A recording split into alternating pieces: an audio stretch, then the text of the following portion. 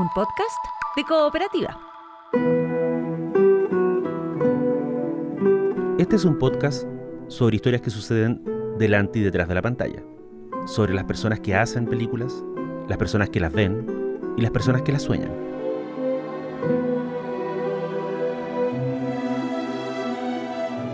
Soy Daniel Villalobos y esto es El Contador de Películas.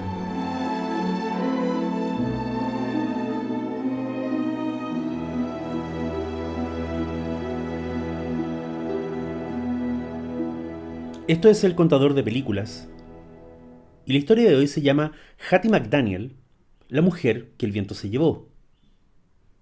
El 15 de diciembre de 1864 se libró una de las contiendas más famosas de la Guerra Civil estadounidense.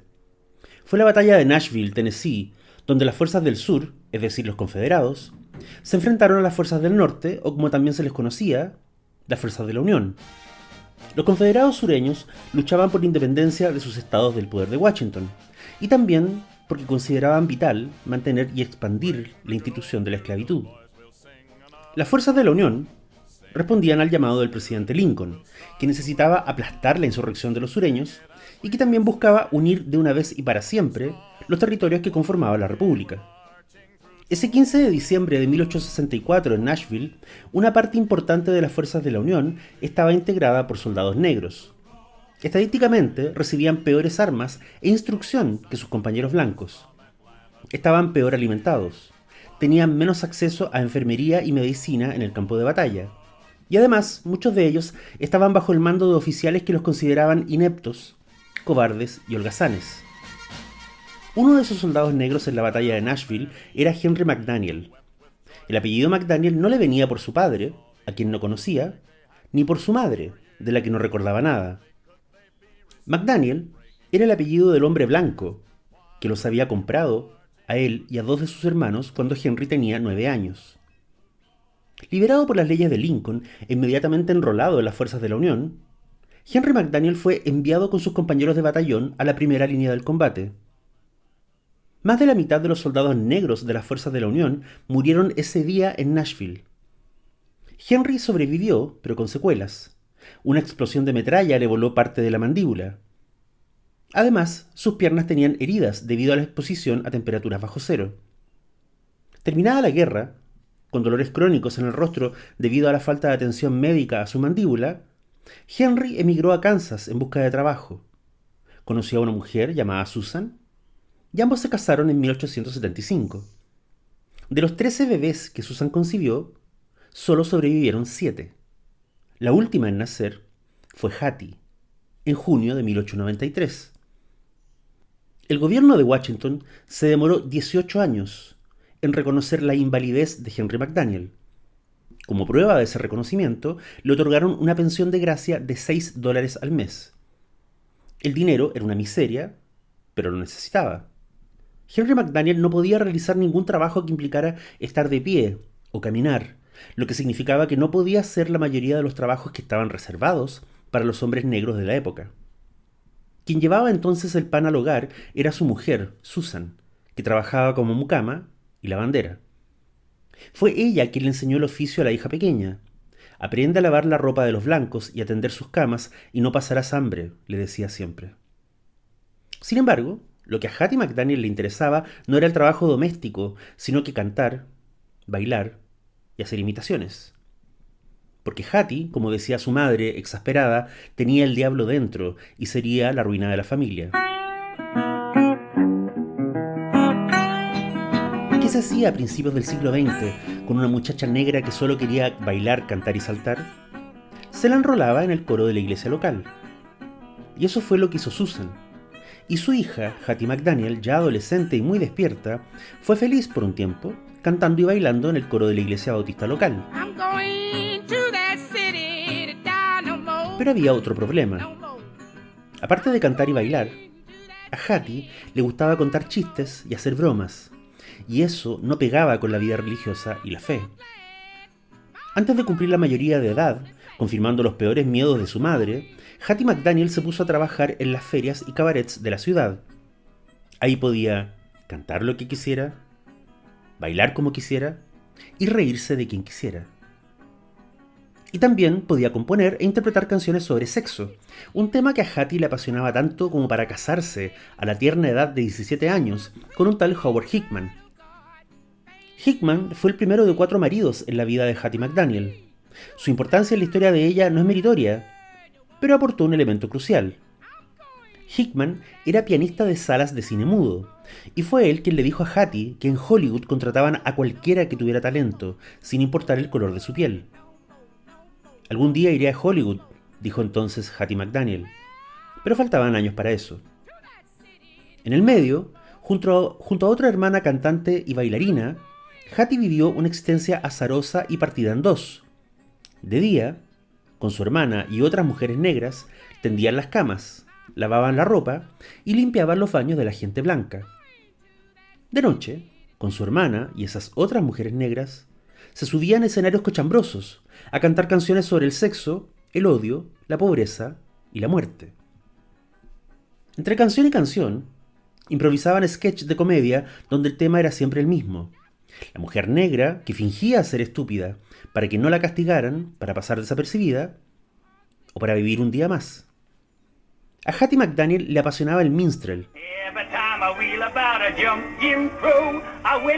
El minstrel era un cruce entre el café concert, el teatro callejero y la pantomima. En el minstrel, intérpretes negros ponían en escena de la manera más grotesca posible aquellos clichés que los blancos tenían respecto a ellos. Uno de esos clichés, uno que a Hattie le encantaba interpretar para burlarse de los blancos, era el de la mami. La mujer negra, de caderas anchas y cuerpo rollizo, siempre sonriente, siempre servil, la empleada que sabía lanzar perlas de sabiduría a sus patrones blancos, pero que además sabía cuál era su lugar. De la iglesia al cabaret, del cabaret al prostíbulo, del prostíbulo a la calle y de la calle a los estudios de grabación. Durante los años 20, Hattie McDaniel grabó decenas de canciones para sellos de la naciente industria discográfica. Le pagaban unos cuantos dólares, siempre en efectivo, y ese era todo el dinero que veía al respecto. Durante una gira de su grupo de músicos y cantantes, se enteraron del colapso de la bolsa en Wall Street. Todo el país había caído de la noche a la mañana en la pobreza extrema. Abandonada por sus compañeros en Milwaukee, Hattie terminó limpiando los baños de una taberna para poder pagarse una habitación. Así la encontró un hermano suyo, que para ese entonces limpiaba los pasillos de una estación radial en Los Ángeles. Corría entonces el año 1931, y el hermano la convenció de mudarse a Hollywood para buscarse una oportunidad en las películas. Hattie McDaniel aceptó, empacó su única maleta y cogió un bus, y después otro y otro. Así llegó a Los Ángeles una noche cualquiera. Tenía entonces 38 años de edad. Sin dejar de trabajar como empleada doméstica, Hattie comenzó a ganar dinero participando de extra en filmes de distintos estudios. Le pagaban entre 7 y 8 dólares diarios, un enorme avance comparado con los 6 dólares mensuales de la pensión de gracia de su padre.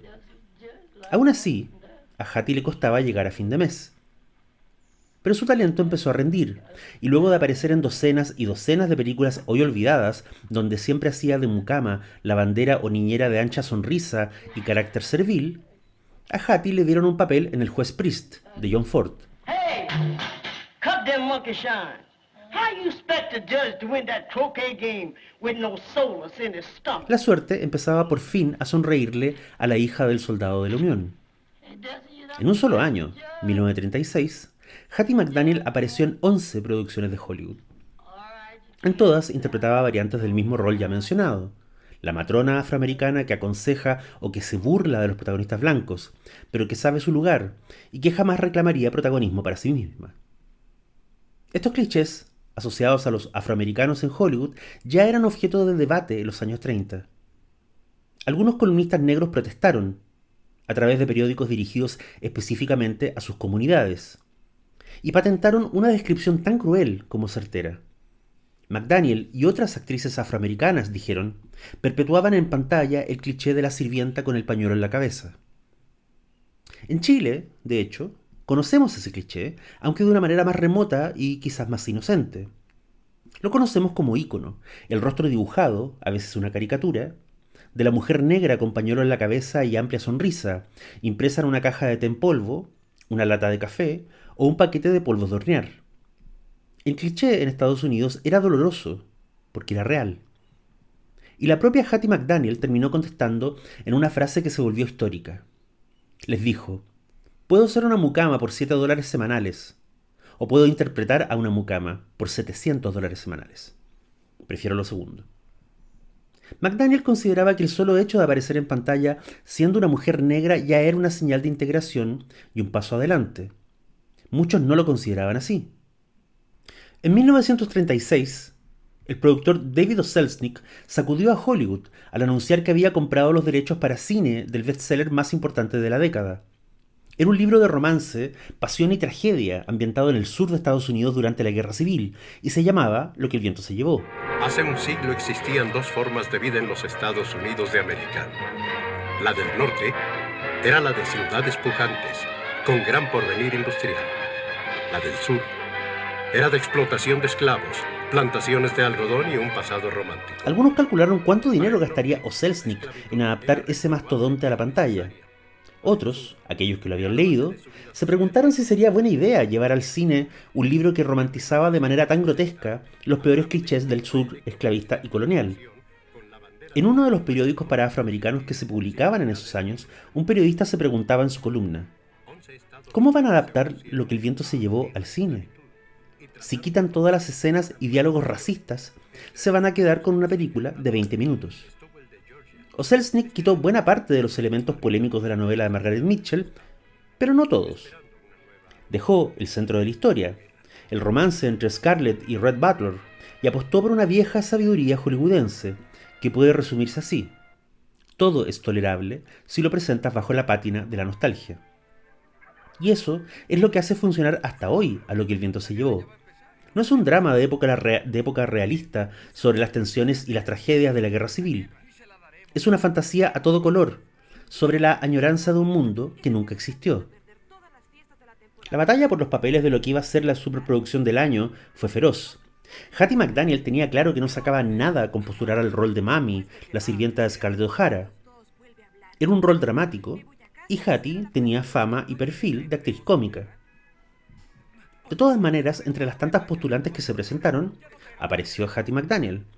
Y lo hizo vestida con el auténtico uniforme de mucama que había utilizado hasta unos cuantos años atrás para limpiar baños y lavar pasillos.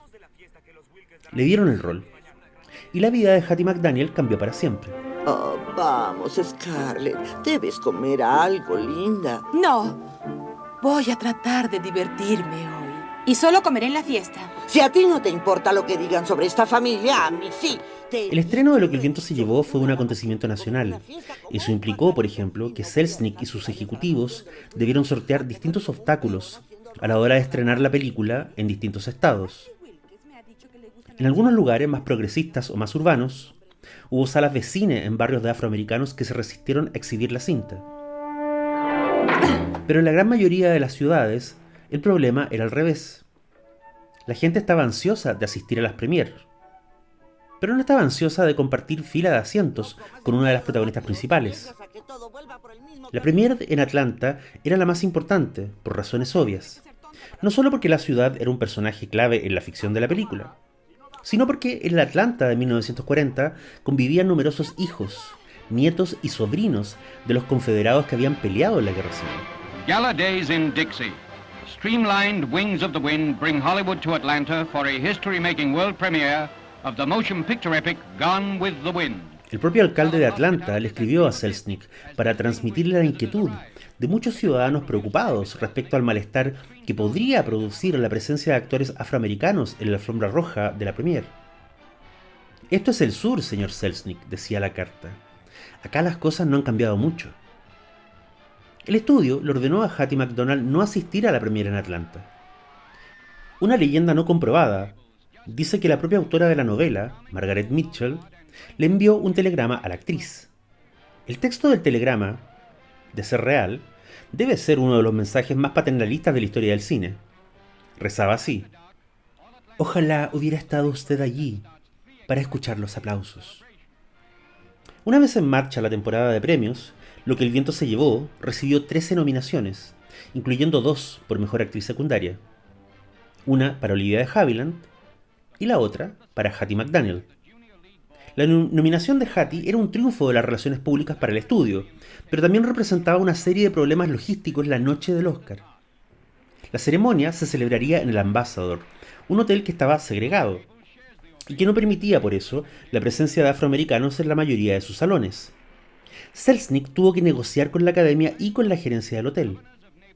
Selznick entendía que Hattie no fuera a la premiere de Atlanta por temas de seguridad y decoro, pero que no fuera a la ceremonia del Oscar, siendo una de las actrices nominadas, era ridículo. El hotel cedió, a medias. El 29 de febrero de 1940, Hattie McDaniel, junto a un acompañante, ingresó al Ambassador vistiendo una chaqueta blanca sobre un vestido celeste. Era la noche del Oscar. Fue llevada al lugar de la ceremonia, un club dentro del hotel llamado el Coconut Grove. Ya dentro del salón, fue guiada por los anfitriones a una mesa apartada, al fondo, donde se sentó junto a su acompañante y su agente, lejos de las cámaras y del resto del elenco, que estaba en las mesas de la primera fila, cerca del escenario. Esa noche, Hattie McDaniel no solo fue la primera mujer negra que asistiera a un evento en el Ambassador, también fue la primera persona afroamericana que pudo entrar por la puerta principal, y la primera mujer negra que caminó por los pasillos del hotel sin estar usando el uniforme de la limpieza. Cuando anunciaron la categoría de Mejor Actriz Secundaria y el nombre de Hattie McDaniel fue leído por los presentadores, su compañera y contrincante, Olivia de Havilland, se levantó de su mesa apenas pudo y se fue a llorar a la cocina del hotel. Tiempo después, Olivia diría: esa noche llegué a pensar que no hay Dios. Selznick había escrito un discurso para que Hattie leyera en caso de que ganara, pero ella tenía su propio texto y nunca usó el que le dieron. De todas formas, su agradecimiento no solo fue respetuoso, sino casi servil. Este es uno de los momentos más felices de mi vida, dijo, y me ha hecho sentir muy humilde.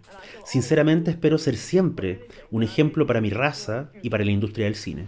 I sincerely hope I shall always be a credit to my race and to the motion picture industry. My heart is too full to tell you just how I feel. And may I say thank you. Luego se retiró del escenario llorando, por supuesto. Al finalizar la ceremonia en el Ambassador, el elenco de la película se trasladó a un exclusivo club cercano a celebrar. Hattie no fue con ellos. El club no aceptaba gente de color. Su discurso de agradecimiento, la naturaleza de su personaje en la película y los mismos temas de la película se conjugaron en un solo resultado. Hattie McDaniel se convirtió, para muchos afroamericanos de la época, en el emblema de todo lo que estaba mal con la imagen de su comunidad en Hollywood. La figura pública de Hattie McDaniel era la de una artista servil, sumisa, genuflexa. Alguien capaz de sonreír y dar las gracias, cuando la premiaban por interpretar a una sirvienta en un dramón racista que celebraba a los confederados. Su padre, que peleara contra los confederados, había muerto en 1922. El Oscar no le significó grandes cambios a nivel profesional, no ganó más dinero ni obtuvo mejores papeles. Siguió interpretando a mujeres negras que repartían sabiduría o humor desde la trastienda de las historias de otros. En 1946, de hecho, apareció en La Canción del Sur, una producción musical de Disney, cuya romantización del periodo de la esclavitud fue tan abierta y desaforada que es hasta hoy uno de los pocos productos que el estudio ha enterrado y olvidado por completo. You wait and see. Sooner or later you're gonna be hanging around. Al año siguiente, ya resignada a vivir defendiéndose de quienes la consideraban la afroamericana favorita de los patrones blancos, Hattie se convirtió en la primera estrella negra en tener su propio programa de variedades en la radio. En cualquier otro caso, habría sido un hito histórico y celebrado como tal. Pero se trataba de ella, y aunque el programa fue un éxito, la respuesta de su propia comunidad fue distante. Hattie McDaniel triunfa, dijeron, alimentando los prejuicios del público blanco. A principios de los años 50, Hattie comenzó a sufrir desmayos y mareos. Un chequeo en el hospital eliminó las dudas. Tenía cáncer. Murió en octubre de 1952. Su deseo era ser enterrada en el cementerio Hollywood Memorial Park, donde descansaban ilustres de Hollywood como Rodolfo Valentino. Pero el cementerio solo permitía entierros de gente blanca. Su cuerpo finalmente se fue a descansar a un camposanto cercano, llamado Angelus Rosedale. El único actor famoso que asistió al funeral fue James Cagney. En su testamento, Hattie McDaniel pidió que su Oscar fuera donado a la Howard University, donde alguna vez le habían ofrecido un almuerzo de homenaje. El galvano estuvo por un tiempo en la vitrina del departamento de teatro, hasta que en algún punto de los años 60 desapareció del campus y sigue perdido hasta hoy. Respecto a las estadísticas del Oscar, valga un dato final. Después del premio a Hattie McDaniel en ese lejano 1940, tendría que pasar medio siglo para que otra afroamericana ganara la estatuilla por mejor actriz secundaria. Esa mujer fue Whoopi Goldberg, y el Oscar se lo dieron por Ghost, La sombra del amor. Casualidad o no, Whoopi Goldberg ha sido en los últimos años una de las más ardientes opositoras a que películas clásicas como Lo que el viento se llevó sean retiradas de los streaming en nombre de la corrección política. Es más, el año 2005 se lanzó una estupenda colección en DVD de cortos animados clásicos de los Looney Tunes. Para esos DVDs, Whoopi Goldberg grabó una introducción especial relativa al humor de los cortos más clásicos, aquellos producidos en los años en que Hattie McDaniel intentaba brillar en Hollywood. La introducción de Whoopi Goldberg a los Looney Tunes es larga y vale la pena, pero tiene un párrafo muy esclarecedor. Dice: algunas de estas caricaturas reflejan los prejuicios que eran comunes en la sociedad norteamericana de entonces, especialmente en lo relativo al tratamiento de minorías raciales y étnicas. Esos chistes eran inapropiados entonces y son inapropiados hoy día. Pero borrar esas imágenes y chistes sería lo mismo que decir que nunca existieron. Hattie McDaniel arrives at the Coconut Grove, late, in aqua and ermine, gardenias scaling her left sleeve in a spasm of scent, her gloves white, her smile chastened, purse giddy. Soy Daniel with Villalobos stars. y esto fue El Contador de Películas. Hasta la próxima.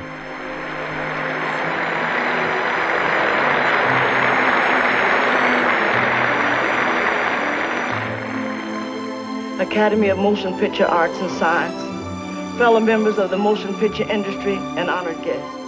This is one of the happiest moments of my life, and I want to thank each one of you who had a part in selecting me for one of the awards. For your kindness, it has made me feel very, very humble.